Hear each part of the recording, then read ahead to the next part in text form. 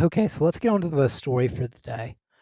So, this is a story about how I almost froze to death in Fancy Gap, Virginia. So, for a little context, this was about 2 months after I set out on this little journey of mine.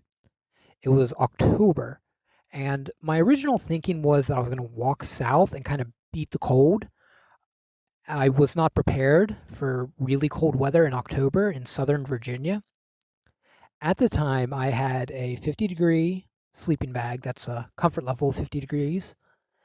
And I didn't have a tent because tents are heavy and bulky, and I never have a place to set them up. And so the temperature for that day was set to be 23 degrees Fahrenheit, and the winds were going to blow at around, I think it was 36 degrees. A week before then, because I looked ahead on the weather forecast, I saw that and I ordered one of those SOL bivvies. Basically, it's like one of those Mylar space blankets, except for it's like a complete sleeping bag. It reflects about 90% of your body heat. So I got that in time. I made it my way to Fancy Gap, Virginia, and I was planning on sleeping under a bridge. But while I was walking down like this back road towards that bridge, I found a shack, completely dilapidated. The walls were falling apart. There were holes in them, but I thought maybe it'll shield me somewhat from the wind. So I crawl into that little shack, and I didn't even have a sleeping pad at this time. All I had was a about 6 foot long piece of cardboard that I kind of folded up and used as a sleeping pad to kind of insulate me a little bit from the ground. So I put that down, and then I took my sleeping bag out and I put the bivy, the Mylar bivy, inside the sleeping bag and got into that Mylar bivy. So I kind of had two layers to kind of shield me. It didn't really do much, I would find out, but I was hopeful. And I ended up sleeping, trying to go to sleep really early because I'm a heavy sleeper, and I thought, I'll just sleep through this cold. It won't wake me up. That did not happen. Around midnight, I woke up. I was completely shivering. I could not feel my feet at all. I wore my shoes while I was sleeping, thinking, it's extra warmth. It's an extra layer. That's not always the case. If you wear your shoes when you sleep, it can actually cut off some circulation and it will actually make your feet a lot colder. So, yeah, I woke up around midnight shivering. The wind was beating me. It was cold. And I knew it was only going to get colder as the night progressed. I tried going back to sleep so many times, but if I did fall back asleep, it was only for 5 minutes at a time. So, come around 3 a.m., I don't know what to do.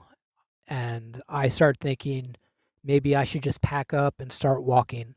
The idea being, if I get up and I start walking, I can put my back to the wind. Walking will get my blood flowing and it'll warm me up. Uh, so that was really on the table. I was really considering that. I was also considering just tapping out right there, like calling somebody and just help. Uh, but what I ended up doing was I put on an episode of the Joe Rogan Experience. It was the episode with him, Tim Dillon, and Alex Jones.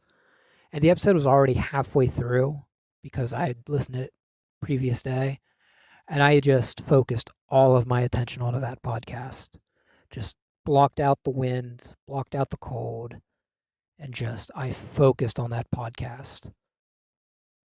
It ended around 4:30, 5 o'clock a.m. and I just restarted it and started listening to it again and got lost in it and just trying to block out all the cold and the wind.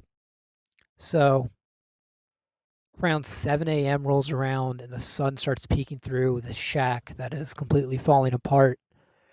And anyone will tell you that, you know, 20 degrees in the sun is completely different than 20 degrees without sun. It felt so good. I ended up packing up because at that point I was like, okay, I got to start moving, get the blood pumping, get warm.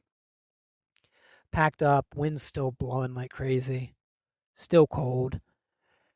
And for the next, I'd say, hour, I was walking on my heels because my feet were so cold that whenever I would put weight onto the front of my foot, it would just be painful. It's almost like when your foot falls asleep and you start walking on it, it's like those pins and needles, almost like that, but way worse, both feet. So I'm walking down a mountain because Fancy Gap is kind of, from what I remember, it was up on top of a mountain that borders um, Virginia and North Carolina. And so I'm walking down the mountain on the road about 5 miles to Virginia, about 5 miles to North Carolina. A Virginia state trooper actually stops, gets out, and he's like, "Are you okay? Are you okay? It's freezing cold and windy out here." I'm just, "Yeah, I'm good." Inside, I'm screaming because I'm still frozen. But yeah, I ended up making it to North Carolina. The very next Walmart I got to, I got a good sleeping bag. It was a cheap one. It was one of those, it was like $35. It was a 30-degree mummy sleeping bag. Weighs a lot. It's bulky, but it is warm. I used that sleeping bag all the way to Florida, where I got rid of a bag